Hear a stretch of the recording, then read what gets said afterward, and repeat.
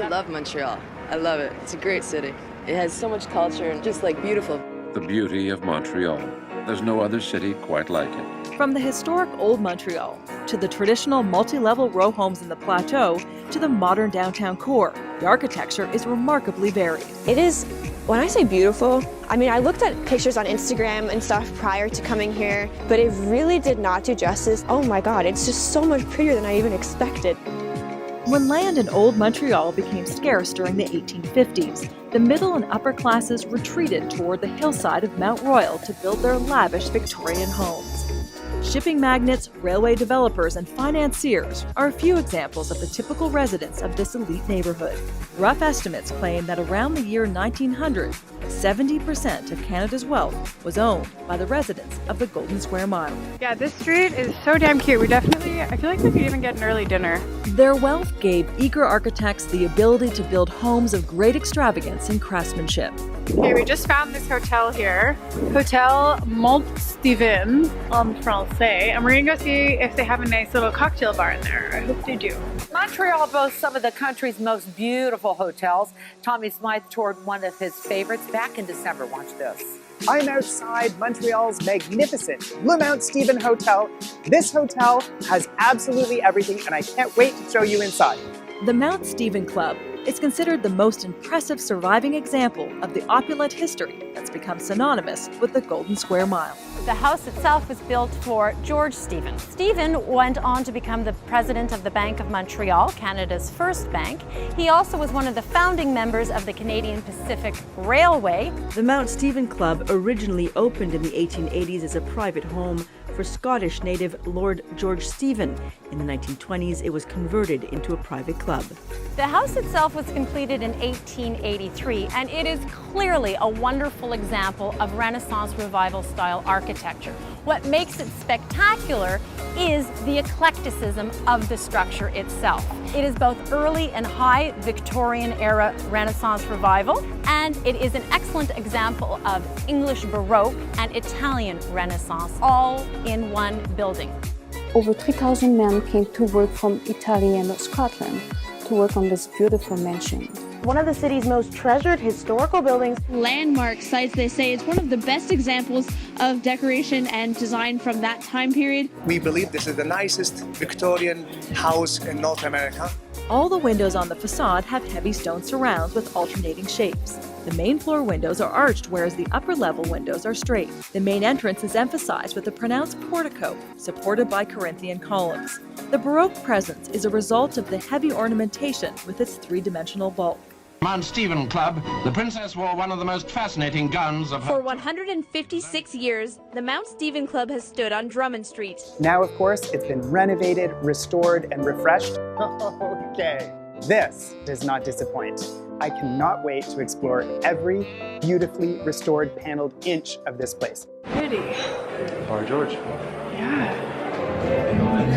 Should we get a drink here? Sure. The Grand Salon, also known as the drawing room, is the most majestic room in the house and was used for large social gatherings.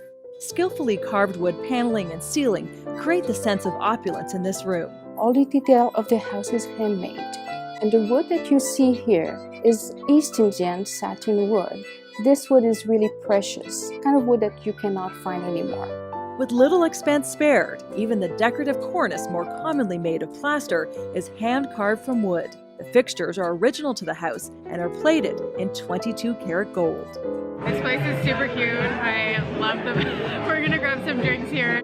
There are 10 fireplaces throughout the house, but the one found in the drawing room is the most elaborate. Made of Italian onyx and hand-painted tiles, it won first place at the Chicago World Fair in 1893. Every detail of the old building has been preserved. The famous staircase which you are witnessing right here. The Cuban mahogany used in the hall is carried on through to the grand staircase and is considered the masterpiece feature in the house. The graceful procession up the stairs leads to 300-year-old Austrian stained glass windows. They depict scenes and quotations from Shakespeare. And on the ceiling, you have the 12 astrology sign and the 4 elements.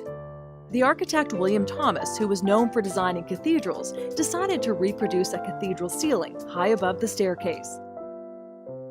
Most of the rooms have been converted for dining facilities. The main dining room is the only room that kept its original function. The family bedrooms were located on the second floor. Despite the size of the mansion, it had only 3 bedrooms. This would have been Mrs. Stevens' bedroom, and it is so magnificent, it is fit for a lady, maybe even fit for the queen. The Strathcona room is the master bedroom. Covered by birdheim maple, it's the only room that had a connection with the little boudoir of Madame Stéphane. So this was George Stephen, the original builder of this home's bedroom. Then later in the 1920s, when this mansion became a private men's club, this was their boardroom. They would have discussions and meetings right in this space, if these walls could talk. This room is Montreal at its absolute 1880s finest. Oh, love this. Now that I've explored this magnificent old mansion, it's time to go from 1883 all the way to 2018. Follow me. What does really set us apart from competition and from anyone else at this uniqueness of the place, you walk in through the 19th century to check in and experience the comfort in the 21st. The luxurious boutique hotel was built off of the Montreal Heritage Building, combining the old with the new. My owners, Jack Sofer and Mike Huval, bought the place in 2006. They wanted to rescue the club. In 2012, they decided to shut it down and then to build a hotel. This club used to host a member of the royal family. We felt if we take this house, improve it, and make it nice for everybody here in Quebec and the rest of Canada. This is a royal suite. This is huge, known as the largest hotel room in Montreal. At 5,000 square feet, my own elevator, right into my own lobby, and another living room with a fireplace and a flat screen. This is nuts. A full dining room with the biggest skylight I've ever seen. Look at how long this is. Here's the bedroom, very nice.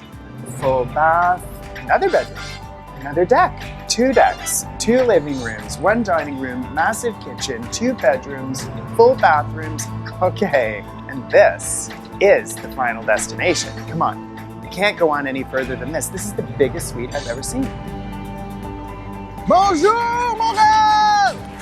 Tommy Smythe right here. I'm surprised she left because it's so pretty there. It is stunning there, especially in the winter. I love Montreal in the winter. Yeah, and I that do too. hotel is so cozy because of all that wood. I know. And all those fireplaces and the food. It's amazing. I am officially kind of drunk, so I'm going to say goodbye for today. Definitely recommend coming here. This place is a whole mood, and I'm here for it, man. I'm friggin' here for it. Even the hotel's owner admits he's astonished by the grandeur of it all. With all honesty, I'm overwhelmed as well. And many celebrities from Hollywood and local people, they have been here. Cheers to the happy couple from the man who once made weddings miserable for people.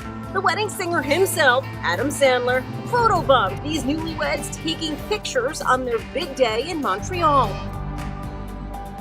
In just 1 square mile of Montreal, a landmark city in North America, this district represents a period of time when the powerful came together to build a country. The homes they left behind not only reflect the magnitude of their wealth, they remain a significant contribution to the country's architectural history. 3 years and 3,000 workers at a total cost of $600,000 resulted in this magnificent home of European craftsmanship. This unimaginable price tag in 1883, equal to approximately $15 million in today's market, produced one of the finest homes in all of Montreal.